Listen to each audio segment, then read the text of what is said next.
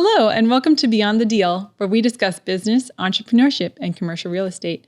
My name is Lacey Labs, and I'm here with Laura Martin, your co-hosts for this show. In today's episode, we were pleased to get to speak with Joe Cline, owner of A&S Company, Inc. Joe has spent his professional career in construction and inspection for various companies, and then began A&S. Joe is renowned in our area for his dedication to detail and quality of service. Tune in to this episode to hear more about Joe's entrepreneurial journey, the property inspection insights that he shares, his future plans in business, and what advice he would give to younger entrepreneurs. Joe, welcome to the show, Beyond the Deal. We're super excited to have you here. So let's start with you telling us a little bit about yourself. How did you get started in inspection? Basically, fear of getting old. I worked in the construction trades, and I watched people get broken, busted, and worn out. You don't see many old people working in the construction fields. It's basically for younger people. But I realized that if I was inspecting the buildings, it was a lot easier to tell people what's wrong than it is to actually go fix it. So that's where the inspection companies came from. We got into the construction side of it. I started out in the engineering field and didn't like being in an office, wanted to be outside. So we opened a construction company and started building houses and working for other general contractors. At one time, I had worked probably for all of them in the area, doing one thing or another. And that's nice because you get to see what everybody else is doing. You get a real good idea. And from there, we went on to open in the inspection companies. And we've been inspecting buildings since 1990, officially. And about 8-9 years after we opened the initial company, we opened a second one. Keystone Infrared was opened because I assumed when I opened the company, I could do both commercial work and residential work. And what I found out is that residential people don't care if you do commercial work, but commercial people seem to really care if you're a home inspector. And they want a company to come in and do the inspections that they're comfortable and qualified to do the buildings, because there's a lot of things on the commercial side that you're never going to see in a residential building. And you need to know what you're looking at. And some of the terminology is very specific. So if I go into a grain mill and they're asking me to go inspect the bed bearings on their motors, most people will say, well, where are they? Well, if you look at a grain mill like the Purina Chow's building over here, and you see those steel towers that go up off the top of the building, the bed bearings are at the top of that tower. And you've got to climb up there to inspect them. And, we do that quite regularly. So no fear of heights is part of your job description? No, I like walking the parapet walls and doing all sorts of stuff you shouldn't do. It's an exhilaration. It's not a fear. That's good. So for our listeners, tell us a little bit about what it is that you do when you come into a property. Don't have to go super in detail, but what is your job there?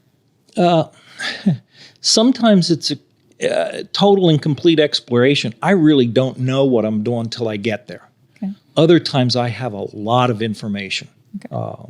And some of the buildings we go to, that's absolutely required. So there's a lot of paperwork and a lot of stuff that's involved before you get there.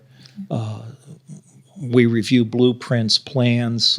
We go through detailed stuff. We look at other companies' inspections on the same items and try to figure out why they didn't find it. And sometimes it's just a matter of equipment.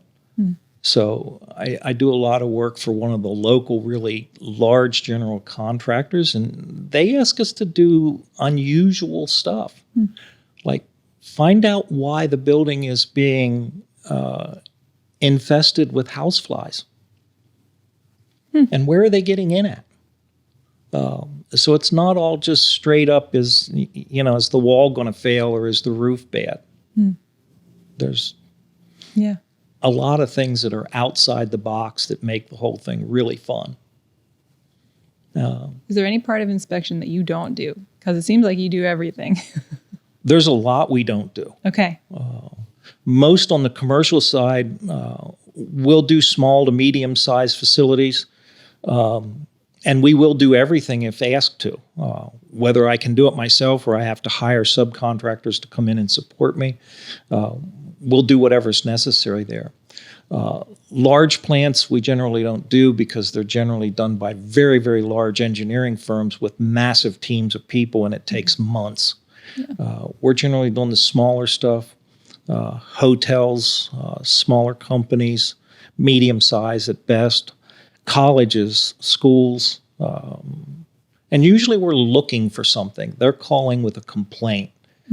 Is our roof bad? A large portion of our income comes from the insurance companies. If you own a commercial building, you're most likely going to be hit by an insurance company that tells you that you have to have all your electrical systems scanned with an infrared camera by an independent company. And what they're looking for is fire potential of fire, arc flash. So we get those. They come in off of our website, and I've done those all up and down the East Coast from Boston to Myrtle Beach. Wow. And I've been as far west as Iowa. Wow. So I have one company that has 13 feed mills. And when we took the contract to do one of those, they said, well, you got to do them all. Okay. So these plants get done every other year, and we run up and down the East Coast and go do them. Wow. And there we're basically looking at electric panels, switch gears, that kind of stuff. Anything that's loose or faulty in an electrical system will get hot. So it shows up in an infrared scan really quickly, sometimes dramatically. It looks like it's on fire. Wow. Yeah. When you do those, just like a technical question, can you look at systems like holistically, or do you have to kind of like follow the lines as you go through a property? Both. Okay.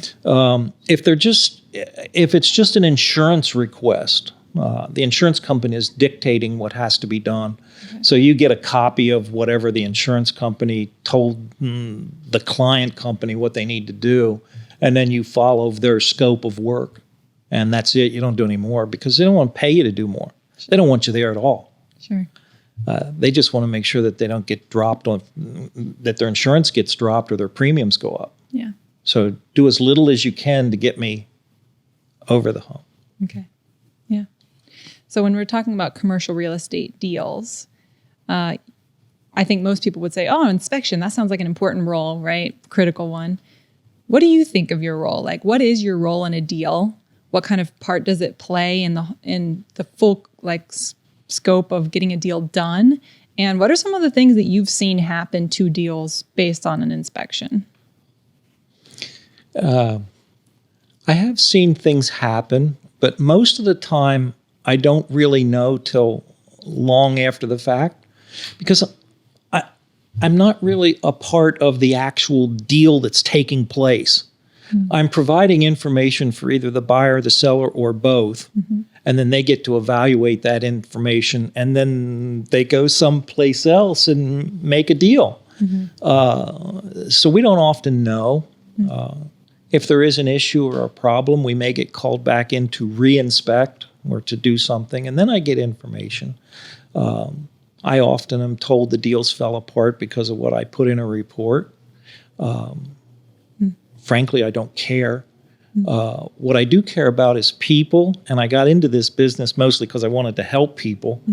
And if I'm finding things that they're uncomfortable with or they financially can't take on that burden, then I've helped them. And if the deal fell apart, well, it falls apart. They'll find another building. I was sitting here thinking how we met, and I know exactly when it was. Because my oldest daughter's Bryn is 22, and I was about 9 months pregnant with her. And the family I worked for asked me to go spend the day with, well, they didn't say spend the day. They said, go meet you to inspect this house they were buying. And it was all day.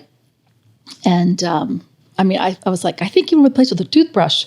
But that's where I grew to appreciate your thoroughness. And we've done a lot of deals together. Yesterday we had an inspection and went well, but they don't always. And I don't know where the term came up for you for called a deal killer, but I like it because I'd rather know bad news and not have surprises, is what I always say.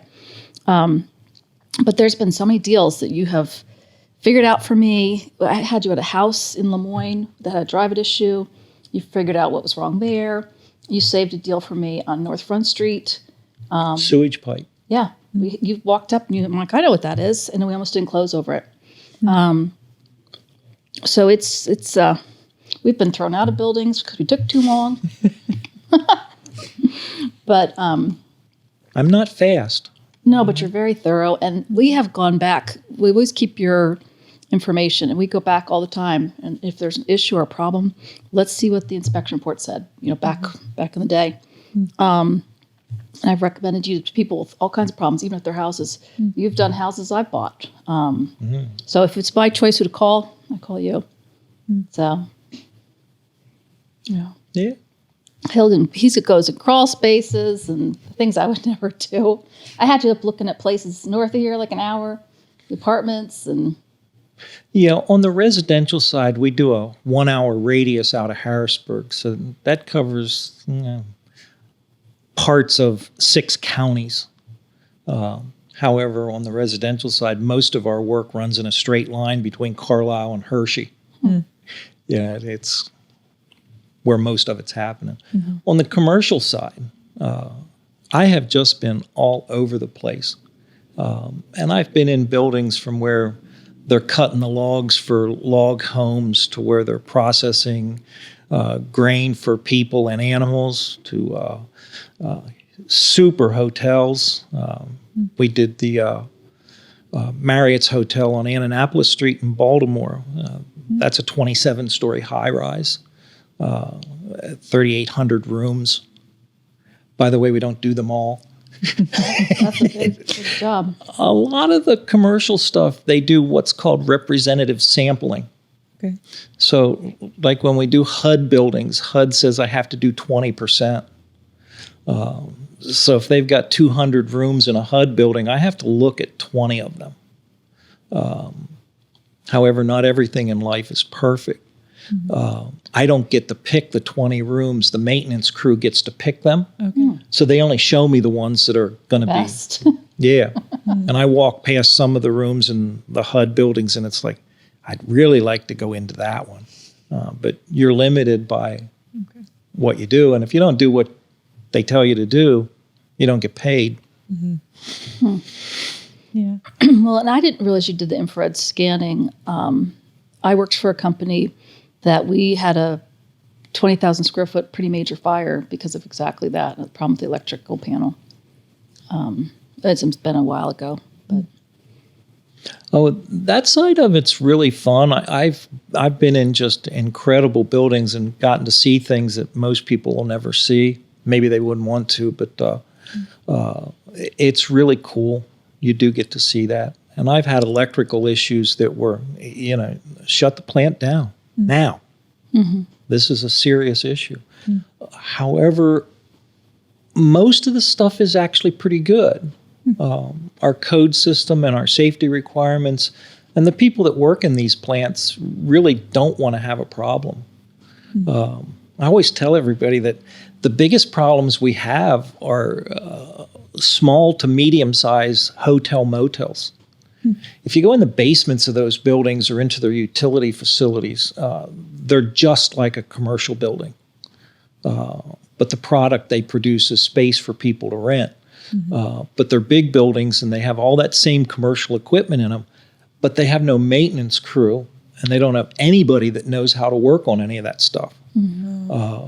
And if they have any type of financial issues or problems, this stuff all gets neglected. So the water that comes out of your shower, the things they're doing where they clean and sanitize the rooms before they give it to you, which is what's holding it up, is because the walls were crawling with mold.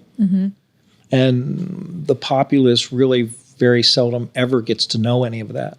But it's going on right now and every day. They're the hard buildings because they don't have people and they don't have money. Well, I view you as a problem solver. Whenever I have a problem with a property, we can't figure it out, I'm always like, let's call Joe. Because I don't think of I can't think of anything that I've thrown at you that you haven't resolved for me. Well, I appreciate that, but the reason is that in most cases we don't walk away from anything. We'll stay till we figure it out, and that's been difficult at times and non-profitable. You just throw money away. We had a roof up in New Holland, and they were having roof leaks, and I don't know how many roofers they'd had on the building and patching and all this stuff, and they couldn't figure out why this roof leaks. And when I first got on it, I couldn't either. And we went back and went back and went back, and I eventually put people up there and paid for them to sit on the roof during a rainstorm. You did. And we found out where the leaks were coming from. This is a big facility, and they build machinery inside the plant, and they have a very, very good ventilation system. When the ventilation system would kick on, it would create negative pressure inside the building, and you could literally sit on the roof and watch the water run up the roof. Sucking it up. And underneath the panels of the metal roof. Wow. So, but if you weren't willing to sit on the roof and watch it rain, we never found that. There's very few people that are willing to do that, though, I'll be honest with you. Yeah. Yeah. But it's like, I got to know why this, it's, sometimes I'm driven. I just need to know, why does it do this? That's wild. So for people out there who own buildings and you're going to inspect them when they sell them or for some other reason, what are things that they can do to prevent problems, or, as an owner or an investor looking to keep their property in good shape or prevent having issues they need to call you in for? What things that owners can do?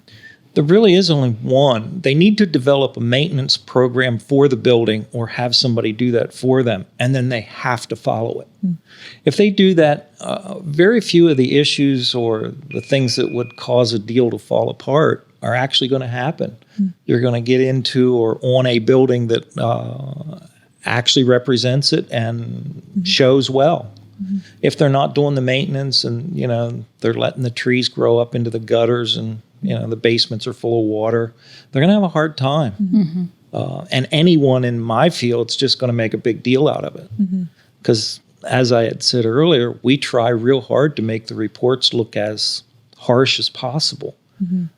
For two reasons. First of all, I want to make an impact. I want them to read that and say, oh my. And I also want to cover my butt. So you have to. That if something does go wrong and we end up in a legal situation, I can stand there and say, I told you so.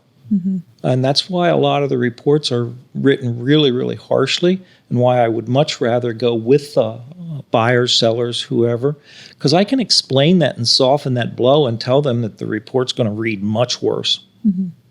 Because I'm intentionally sitting there doing that when I write them.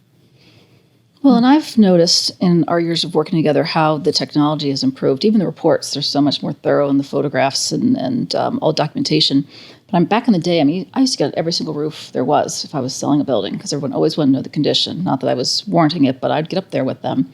And nowadays, I'm just like, well, in your inspection, you're going to check it out. You're going to tell me, you're going to run the drone, the infrared if they want it. So it's gotten even better for me, because sometimes, you're climbing up ladders on the side of a building. So. Well, and the technology on that side has gotten so much better too. That's actually how I originally got into infrared cameras. We were working on a roof that we couldn't find the leak as a construction company. And I was advised by the roofing material supplier to go rent an infrared camera. And I'm like, what the heck is that? Well, at the time, you couldn't hardly buy them. They were just incredibly expensive. They were very rare. And even renting one was expensive. But I rented one of them, and I can honestly say that day I was hooked. I have to have one of these. Because what you can see in infrared gives you a lot of information. And today our cameras are so good. We can see things that people actually think we can see through walls, floors, and ceilings. You can't. But they give us a lot of information that make it seem like we did. So, and on the roofs and stuff, I'm running infrared cameras, moisture meters, We have sound devices. We can find a lot of stuff that in the old days was just impossible. You just couldn't find those things. Well, isn't there a test that you do that you run at night on roofs? All the infrared on roofs and the exterior of the buildings are done at night, Okay. at least if not totally, partially.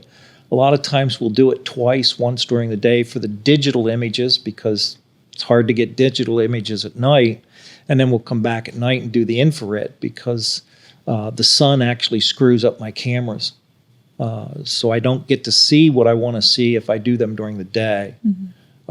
Infrared is very reflective, and it bounces around, and you end up with ghosts in your image, things that are real, but they're not really real where you see them. They're coming from someplace else that's not even part of the scope. So that's why we do them at night, because the sun goes away. Yeah, makes sense. Yeah. So, Joe, we're wrapping up here, but we would love to hear, what advice would you give to someone? You're a business owner. You've been in commercial construction and residential construction and commercial inspection and residential inspection for 30 years. What advice would you give someone who is looking to become a business owner and start their own thing? What advice would you give that they do and think about as a business owner? I feel so lucky because I'm almost 70 years old and I got to start businesses back at a time when it was actually easy. And today, if you don't have a good business plan and you don't know where you're going, you're probably going to fail. So you really have to have an idea of what you want to do and then start a plan to get there and stay with it and make adjustments as you can as you go down the road. Because you're going to get lost in all the government and bureaucratic and insurance and legal stuff that I didn't really have to deal with. And we got that as a progression. It would come on as a piece, and we're already in business, we're already making money, and somebody comes in and says, oh, by the way, you have to do this. Okay, tell me how. But you're not even going to be allowed to start without that stuff. And if you don't do that, a lot of the companies, especially if you're doing commercial work, they won't hire you. You won't get in the door without that. With some of the big buildings we go to, we're going to do the Pottstown Mall here in 3 days. And we have to send out a full commercial package that has all the tax forms, all the insurance forms. We have to put binders together. It's not like going and doing a home inspection where you just show up and go do it. And nobody asks you for much of anything. You're asked for a lot of paperwork and a lot of clarification, and they want to know what all your certifications are and what your. And so they do ask me sometimes, we want to know how up to date your equipment is and send us the last time it was calibrated. Because it's that critical. So you have to have a plan if you're going to do this stuff. And unfortunately, you have to work with the government or you're not getting in. Good advice. Thanks, Joe. If you could go back and start your career all over again with the knowledge that you have from the last 30 years, is there anything that you would do differently? Yes. I would have split the company much, much earlier. Actually, I would have started the two companies at the same time, and I'd have separated them out. I feel like I wasted almost 10 years on the commercial side that we probably could have done much better if I would have separated them out, because from the day I separated the two companies, it was like night and day.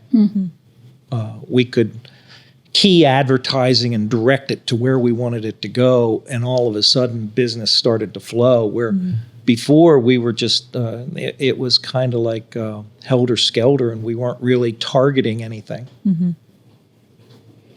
Well, I wanted to personally thank you because you have been such a great partner to me over all these years. I mean, every problem I've ever thrown at you, you've solved. And, sometimes you're maybe not the first person I've thought of. We'll go through things that seem more logical. And then at the end of the day, it's like, okay, who can solve this problem for me that we cannot solve on our own? So. Thank you so much. Thank you. Makes it all worthwhile. You've been great. Yeah. And thanks so much for being on with us today, Joe. It was really nice to have you and learn a lot from you today. So thanks for being on. I'm looking forward to my next report that's coming soon. Later today. That was Joe Cline sharing his insights on property inspections and their impact on commercial real estate deals. For more information on Joe, his company A&S Inspect, or SBN Lattice, click the notes in the show.